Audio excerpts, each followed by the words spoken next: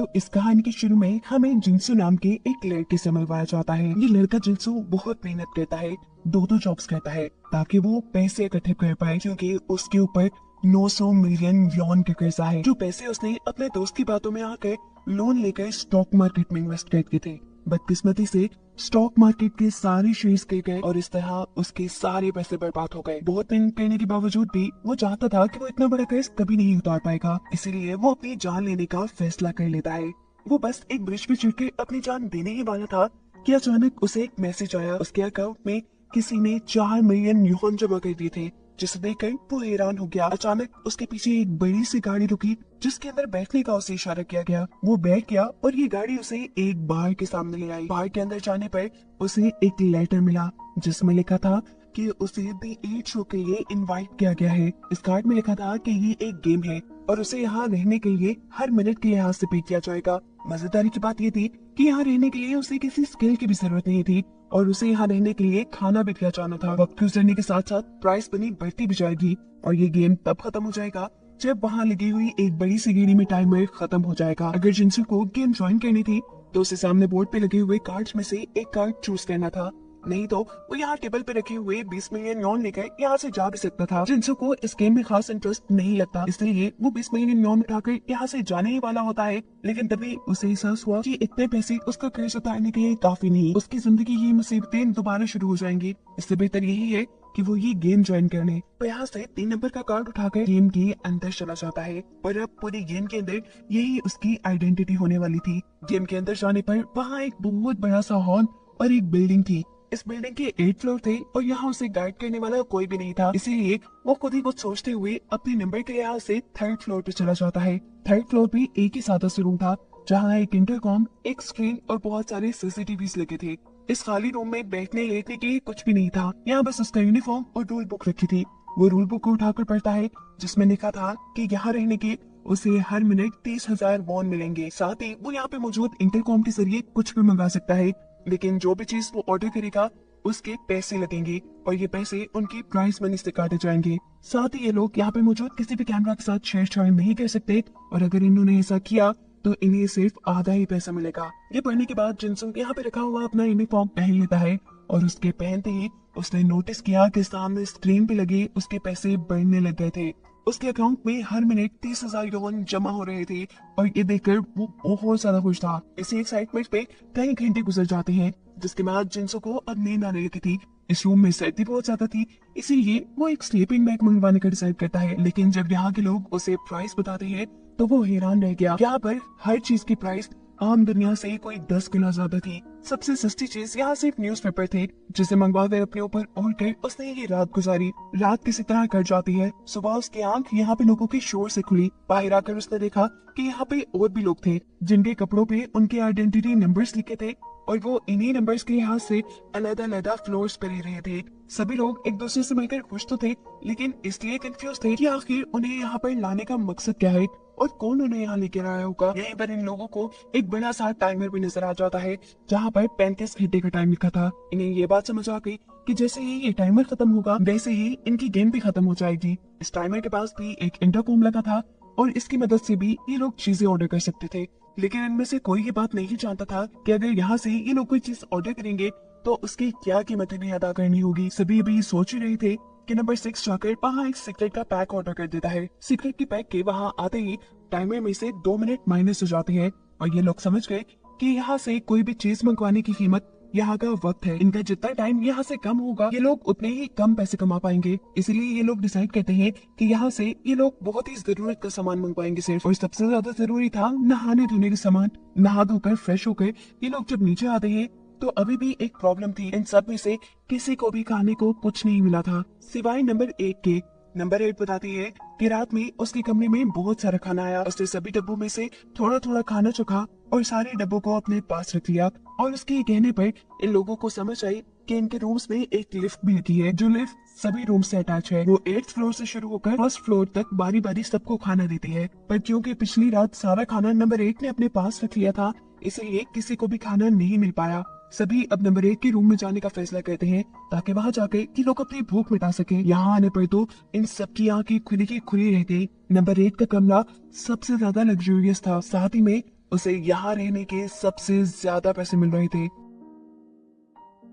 उसके मुकाबले पे नंबर 1 को तो सिर्फ 1000 गाउन मिल रहे थे। और ऐसे इन्हें मालूम हुआ कि हर फ्लोर पर रहने वालों की फैसिलिटी और प्राइस चेंज है। और ये बात मालूम होने पर सब यही सोचते रह गए कि इन्होंने बड़ा नंबर चूज क्यों नहीं किया। सब लोग अपना अपना खाना खाते हैं और बचे हुए खाने को संभाल लेते हैं ताकि जब दोबारा इन्हें भूख लगे तो ये लोग यही खाना खा सके, इनको ऑर्डर न करना पड़े। यहाँ से फ्री होने के बाद ये लोग जैसे ही नीचे की तरफ आए तो नंबर 4 ने जोर से चीख मारी। उसकी चीख सुनकर सभी डर कर नीचे आ गए। इन लोगों ने सामने देखा कि टाइमर में अब सिर्फ 15 घंटे बचे थे।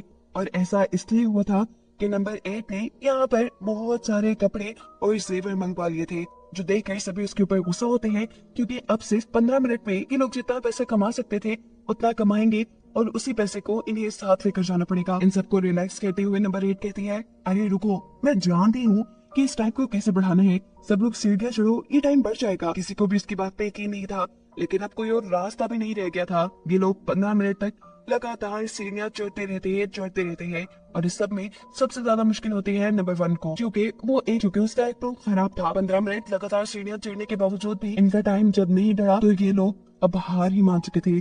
लेकिन एकदम से उनके मुंह पे खुशी की लहर दौड़ आई क्योंकि इन्हें 24 घंटे वापस मिल गए थे।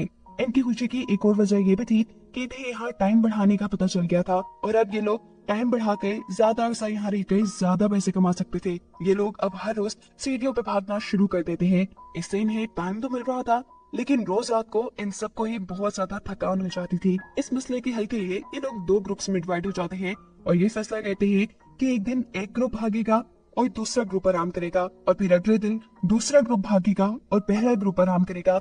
इस तरह इनका टाइम भी बढ़ता रहेगा और इन्हें थकान भी ज्यादा नहीं होगी। अब नंबर 1 जिस ग्रुप में था, जाहिर सी बात है वो इतना भाग तो नहीं सकता था। इसी वजह से उसके ग्रुप के 2 मेंबर नंबर 6 और नंबर 8 उसे बहुत ज्यादा टॉर्चर करते थे, जो देख नंबर 2 को बिल्कुल अच्छा नहीं लगा और उसने फैसला किया कि वो नंबर 1 की जगह भागेगी। यानी अब उसे आराम का कोई दिन न मिलता, उसे हर रोज भागना था। जिनसू यानी नंबर 3 को नंबर 2 की हालत पे रहम हो जाता है, इसलिए वो डिसाइड करता है कि कुछ दिन वो नंबर 1 की जगह भागेगा तो कुछ दिन नंबर 2, और इस तरह दोनों का काम बराबर रहेगा।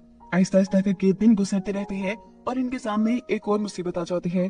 इनके रूम्स में टॉयलेट वेस्ट बहुत ज्यादा बढ़ गया था, जिससे सभी लोग परेशान थे। ये बात जानकर नंबर 1 डिसाइड करता है कि वो सबका टॉयलेट वेस्ट अपने रूम में रखेगा, क्योंकि वो भागकर तो सबकी मदद नहीं कर पा रहा, इसी तरह वो मदद कर देगा। इसीलिए सब लोग अब लिफ्ट के जरिए अपना अपना टॉयलेट वेस्ट उसके कमरे में पहुंचा देते हैं। एक मुसीबत अभी खत्म ही हुई थी कि दूसरे इनके सामने आ गई। ये लोग हर रोज सीढ़ियां तो चढ़ते थे, लेकिन अब इन्हें सीढ़ियां चढ़ने के लिए बहुत कम वक्त मिल रहा था, जिसकी वजह से सभी लोग परेशान रहने लगे थे। इसी दौरान हम देखते हैं कि नंबर 1 की तबीयत खराब हो जाती है, उसे बहुत बुरे पैनिक अटैक्स आते हैं, जिसे देखकर ये सब लोग घबरा गए। उसे उठाकर ये सब लोग इंटरकॉम के पास लेके जाते हैं, जहाँ से ये उसके लिए दवाई मंगवाना चाहते थे। लेकिन नंबर 6 और नंबर 8 बाकी सब लोगों को ये करने नहीं देते, क्योंकि ऐसा करने पे उनका ये कमाया हुआ टाइम कम हो सकता था। ये दोनों बहुत ही ज्यादा सेल्फिश थे और ये देखकर नंबर 2 को बहुत ज्यादा गुस्सा आ जाता है। वो बेशक एक लड़की थी, लेकिन थी बहुत बहादुर। नंबर 6 जैसे मस्कुलर मैन से वो यहाँ अकेले ही लड़ जाती है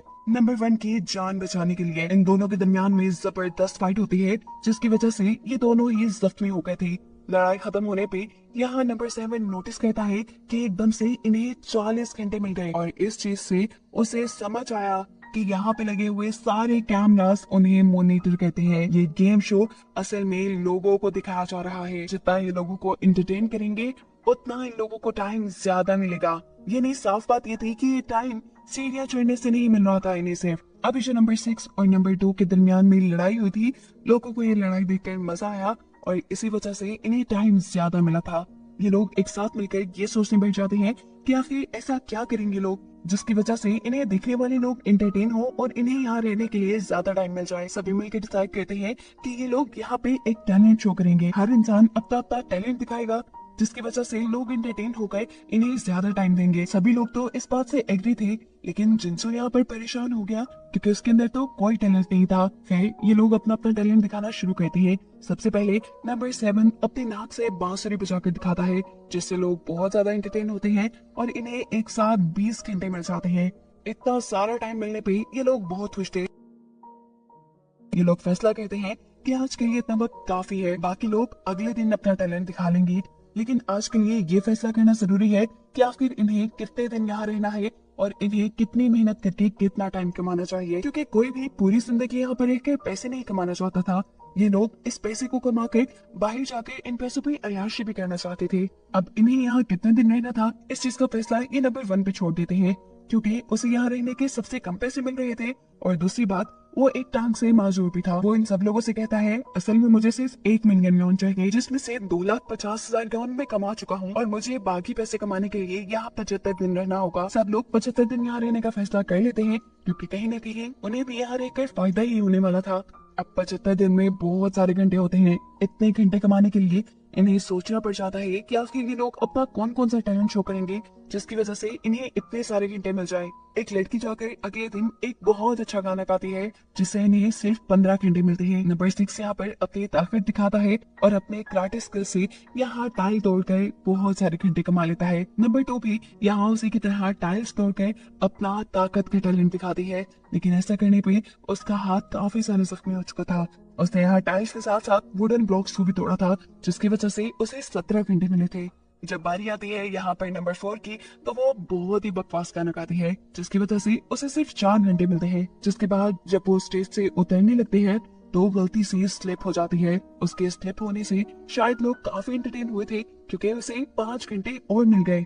अब बारी आ जाती है जिनसू की। बेचारे को तो कुछ आता ही नहीं था, इतना गंदा डांस करता है वो कि सभी उसका मजाक उड़ाते हैं और ऑडियंस भी उसे सिर्फ 17 मिनट ही देती है। इसके बाद नंबर 1 की बारी थी। नंबर 1 एक जोकर बन के यहाँ सबको एंटरटेन करता है। सभी उसकी परफॉर्मेंस से बहुत ज्यादा खुश थे, इसलिए उसे इकट्ठे 30 घंटे मिल गए थे। जब बारी आती है नंबर 8 की, तो वो यहाँ कोई टैलेंट नहीं दिखाती, बल्कि नंबर 6 को लेकर अपने रूम में चली जाती है और उसके ऐसा करने पे उसे एक साथ 69 घंटे मिल जाते हैं। अब क्योंकि इन लोगों को अपना टाइम बढ़ाना आ गया था और अपना टाइम बढ़ाने के लिए इन सीढ़ियों पे भागने की जरूरत नहीं पड़ती थी, इसलिए ये लोग डिसाइड करते हैं कि ये नंबर 1 के रूम से अपना टॉयलेट वेस्ट निकाल लेंगे और उसके बाद वोटिंग करेंगे। जिसके वोट ज्यादा हुए उसके रूम में फिर वो सारा टॉयलेट वेस्ट रखा जाएगा। वोटिंग से पहले ही ये सब लोग चीटिंग करते हैं और ये डिसाइड कर लेते हैं कि वो नंबर 8 को ही वोट देंगे, क्योंकि उसका रूम सबसे ज्यादा बड़ा है और वो बड़ी आसानी से ये सारा टॉयलेट वेस्ट रख सकती है। वोटिंग करने के बाद जब सबसे ज्यादा वोट नंबर 8 के निकलते हैं, तो नंबर 8 साफ साफ इन सब लोगों का फैसला मानने से इनकार कर चुकी है और ऐसा करने पे ये सब लोग उसके ऊपर गुस्सा होना शुरू हो जाते हैं। लेकिन इन लोगों को नहीं पता था कि इनकी ये हरकत इन्हीं को महंगी पड़ेगी, क्योंकि लड़ाई के बाद नंबर 8 ने अपने आप को अपने रूम में ही लॉक कर लिया था और साथ ही वो सब लोगों का खाना अपने पास रख लिया करती थी और ऐसे सब लोग भूख से मर रहे थे। इस चीज से सब लोगों को गुस्सा तो बहुत आता है, लेकिन ये लोग कुछ कर भी नहीं सकते थे। भूख से इनकी इतनी बुरी हालत हो गई थी कि नंबर 2 ने तो अब फैसला कर लिया था कि वो इंटरकॉम के जरिए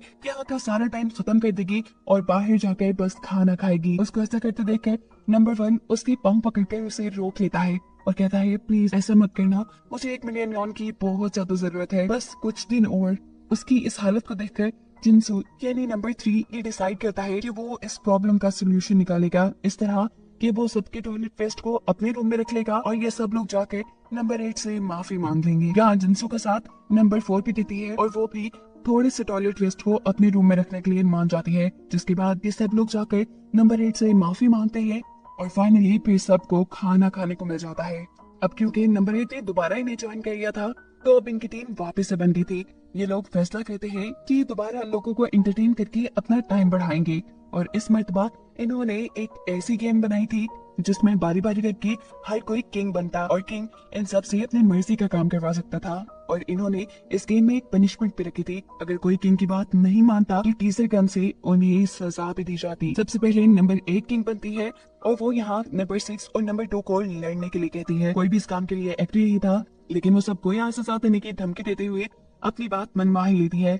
नंबर 2 और नंबर 6 के दरमियान में हम जबरदस्त लड़ाई देखते हैं, जहाँ पहले पहले तो नंबर 2 नंबर 6 को हरा रही थी, लेकिन फिर उसके हाथ में दर्द होने लगता है और इसी चीज का फायदा उठाते हुए नंबर 6 उसे इतना मारता है कि एक पॉइंट पे बस वो मरने ही वाली थी। उसकी हालत देखकर सब नंबर 6 को उससे दूर कर देते हैं और ये डिसाइड करते हैं कि आइंदा इस गेम में कोई भी लड़ाई नहीं होगी। लेकिन दूसरी तरफ इन्हें देखने को मिलता है कि सिर्फ इसी लड़ाई की वजह से इन्हें एक साथ 40 घंटे मिल गए थे। ये गेम ये लोग काफी दिनों तक खेलते हैं, लेकिन अजीब बात ये थी कि हर मर्तबा या तो नंबर 8 किंग बनती थी या फिर नंबर 4 और ये दोनों ही लोगों से ऊट पटांग के काम करवाती थी, जिसकी वजह से सभी लोगों को बहुत मुश्किल होती थी।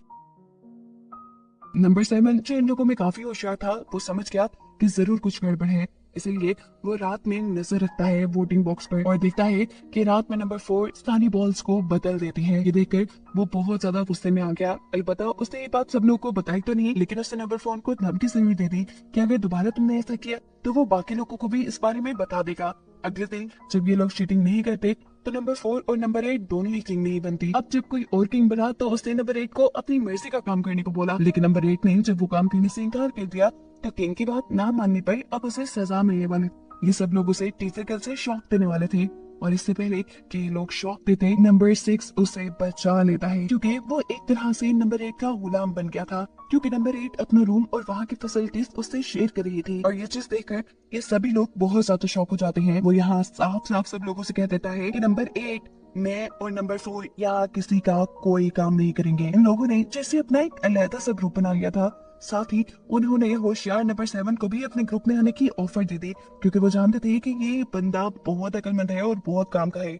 नंबर 7 भी उनके ग्रुप को ज्वाइन कर लेता है और ऐसे ये ग्रुप दूसरे ग्रुप के ऊपर हुकूमत करने लग जाता है। दूसरे ग्रुप वाले कुछ कर भी नहीं सकते थे, क्योंकि वो जानते थे कि अगर उन्होंने दूसरे ग्रुप की बात ना मानी तो नंबर 8 उन्हें खाना नहीं देगी और ये लोग उनके ऊपर जुल्म भी करेंगे। नंबर 8 की टीम दूसरे ग्रुप से कहती है कि अब जितने भी घंटे कमाने हैं वो तुम लोगों को ही कमाने हैं, हम लोग कोई काम नहीं करेंगे। गेम को और ज्यादा इंटरेस्टिंग बनाने के लिए वो इन सब लोगों से कहती है कि तुम सबको अपने अपने लिए यहाँ 2 घंटे जरूर कमाने हैं। 2 घंटे कमाने पे तुम्हें 3 कॉइन्स मिलेंगी और उन्हीं 3 कॉइन्स के बदले मैं तुम्हें खाना और पानी दूंगी। 1 कॉइन अगर तुमने कमाया तो तुम्हें सिर्फ पानी ही मिलेगा, और अगर तुमने 2 कॉइन कमाए तो तुम्हें खाना मिलेगा, और अगर 3 कमाए तो खाना पानी दोनों दे दूंगी तुम्हें। रही सही कसर यहाँ नंबर 7 पूरी कर देता है और कहता है कि जो पहली पोजीशन लेकर आएगा उसे तो छोड़ दिया जाएगा, बाकी तीनों लोगों को सजा भी मिलेगी। बचे हुए तीनों लोगों को एक बॉल के साथ बांध दिया जाएगा और जीते हुए नंबर की आंखों पर पट्टी बांध कर उसे एक बैट दिया जाएगा, जिससे वो अपनी मर्जी के बंदे को हिट करेगा। ये सुनने के बाद तो उससे से चारों का खून ही खोल जाता है, लेकिन ये कुछ भी बोलने की पोजीशन में नहीं थे। ये सब बताने के बाद नंबर 6 इन सबको अपनी बॉडी का एक एक पार्ट चुनने को कहता है। जैसे ही ये लोग अपनी बॉडी का पार्ट चुनते हैं, नंबर 6 उनके उन्हीं बॉडी पार्ट्स को बांध देता है। उनको बांधने के बाद नंबर 6 ने उन्हें छुपने को कह दिया। ये लोग जल्दी से छुप गए और जैसे जैसे नंबर 6 इन्हें ढूंढता जा रहा था, इन्हें बहुत बुरा मारा था। नंबर 3 इन्हें जिनसू बहुत ज्यादा डरा हुआ था, वो एक टेबल के नीचे छुप जाता है, जिसकी वजह से नंबर 6 उसे सबसे आखिर में ढूंढ पाया और ऐसे वो इस गेम का विनर बन गया। अपने वादे के मुताबिक नंबर 6 ने उसे फिर नहीं मारा। अब क्योंकि जिनसू जीत गया था तो इन लोगों के बनाए रूल के मुताबिक उसे अपने ही एक ग्रुप के आदमी को आंखों पे पट्टी बांध कर मारना था।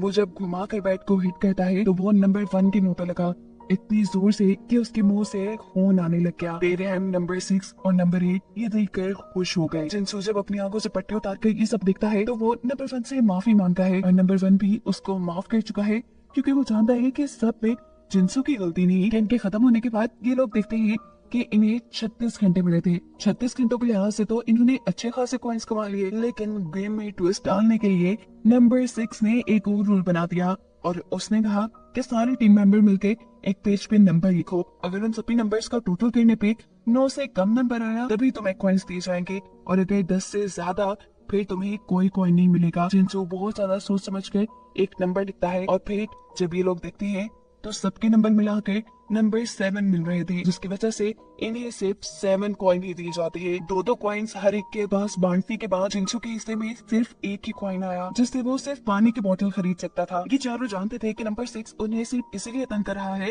ताकि लोग उन्हें देखें, इंटरटेन हो और उन्हें और घंटे मिले। दिन गुजरते रहते हैं।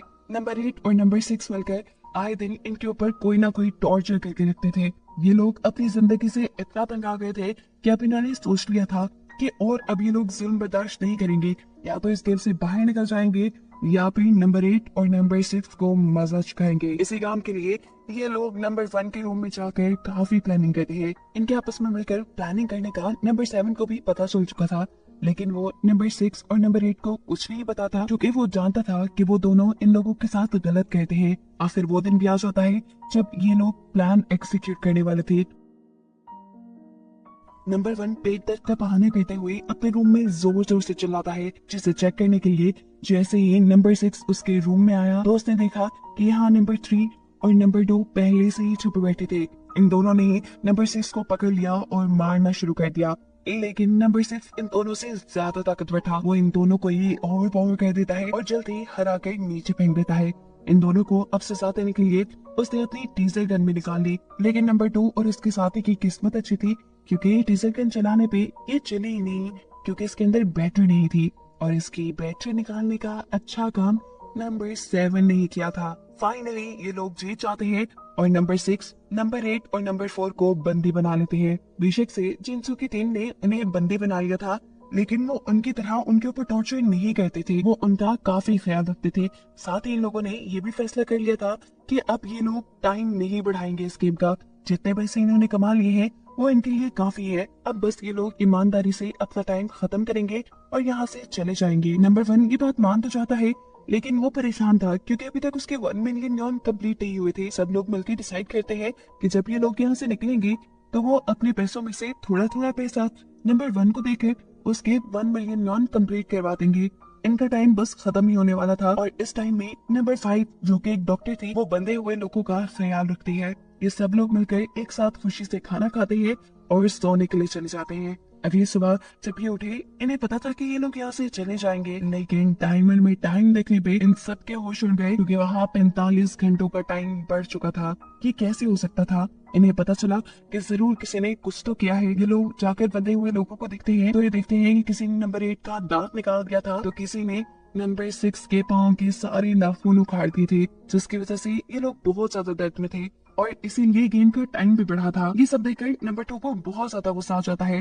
वो हर हाल में यहाँ से बाहर निकलना चाहती थी, इसलिए गुस्से में वो सबको सभी के रूम्स में लॉक कर देती है ताकि आसानी से ये टाइम खत्म हो जाए। उसने सिर्फ नंबर 5 को आजाद छोड़ा ताकि वो सबका ख्याल रख सके। वो वैसे भी जानती थी कि नंबर 5 इतने ज्यादा हौसले वाली नहीं है कि ऐसा कोई गलत काम करे। नंबर 6 यहाँ पे नंबर 5 के मासूम होने का फायदा उठाता है। वो अपनी बातों में मैनिपुलेट करते हुए नंबर 5 से कहता है कि नंबर 2 हमसे बहुत नफरत करती है, वो हमें मारना चाहती है। अगर तुम चाहती हो कि यहाँ पे कोई खून खराबा ना हो तो मेरे हाथ खोल दो।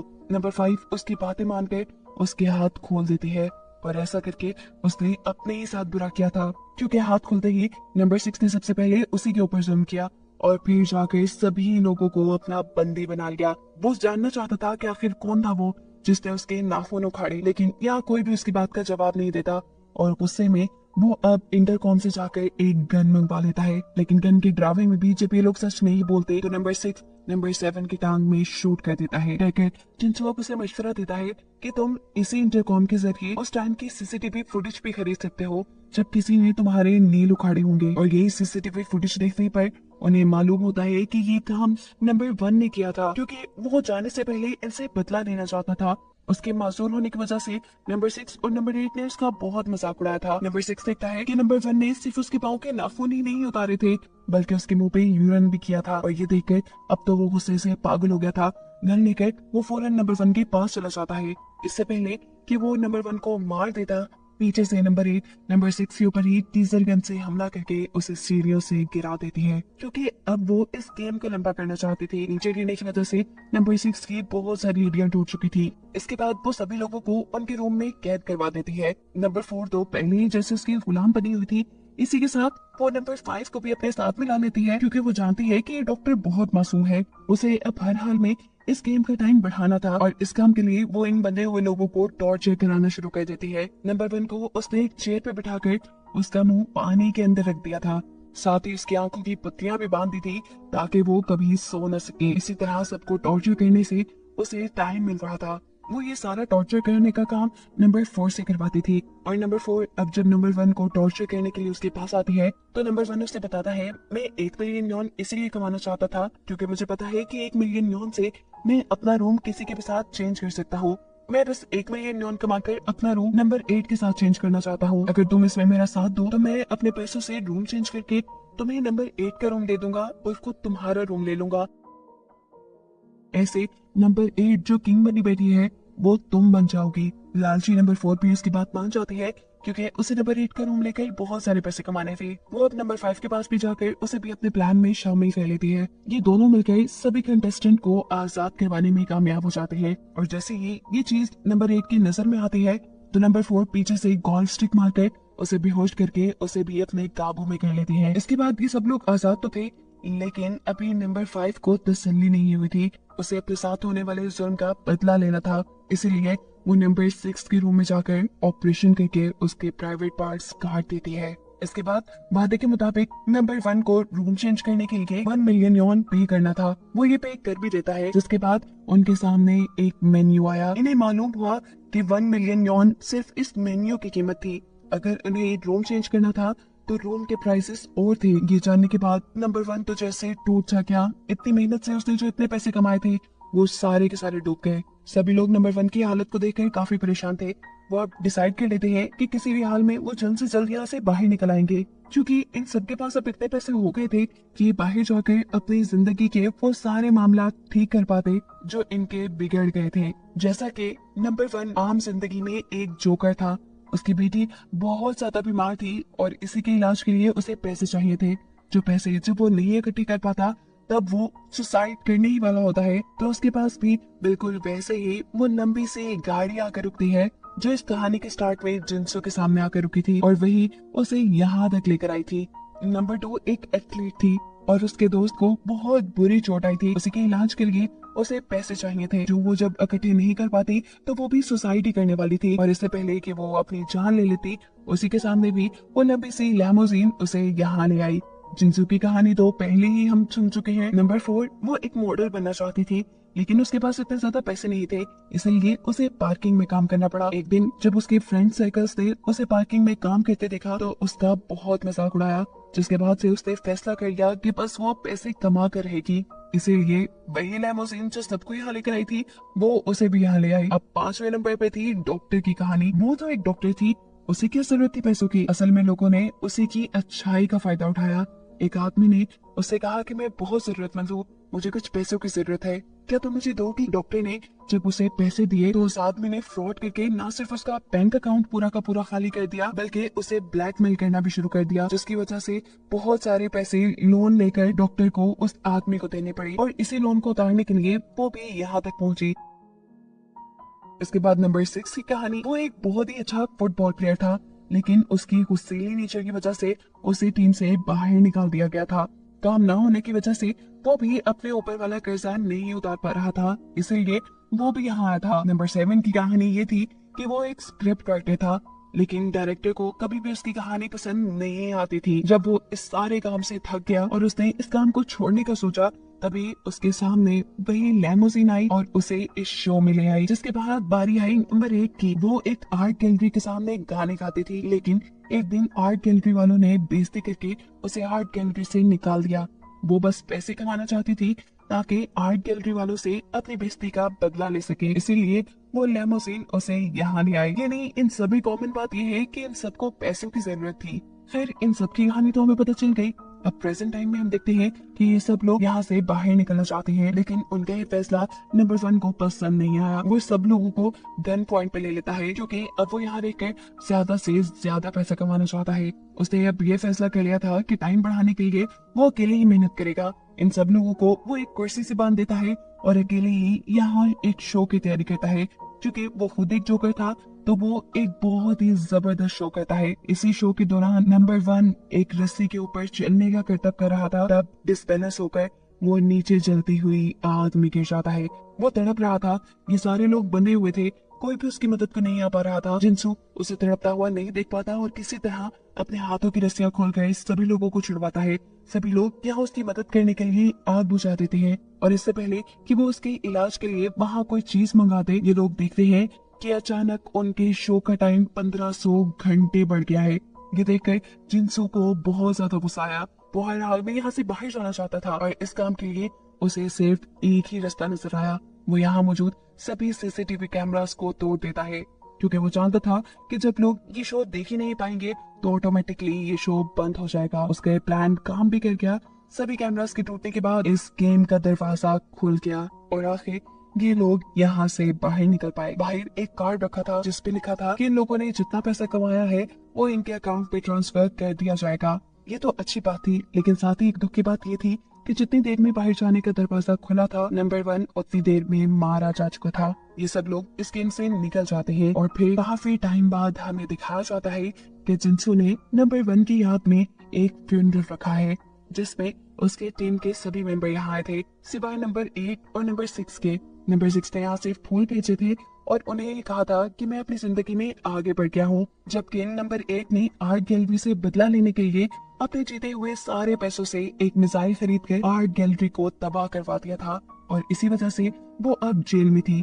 नंबर 2 ने अपने पैसों से अपने दोस्त और साथ ही साथ नंबर 7 की बेटी का इलाज करवाया था। सबकी लाइफ को इतना मीनिंगफुल देखकर जिनसू डिसाइड करता है कि वो भी अब अपनी लाइफ में कुछ अच्छा करेगा, जिसके बाद इस कहानी के आखिरी सीन में हमें दिखाया जाता है नंबर 7 को, एक राइटर को। उसने फिल्म के लिए एक स्टोरी लिखी थी और इस स्टोरी का टाइटल था दी 8 शो। ये नहीं, उसने कोई और स्टोरी नहीं लिखी थी, बल्कि दी 8 शो की ये कहानी लिखी थी। वो सभी चीजें जो उसने दी 8 शो में देखी और बर्दाश्त की थी। ये स्टोरी इतनी इंटरेस्टिंग थी कि डायरेक्टर से पूछता है, मुझे तो लग रहा है कि तुम खुद ही इस शो में थे।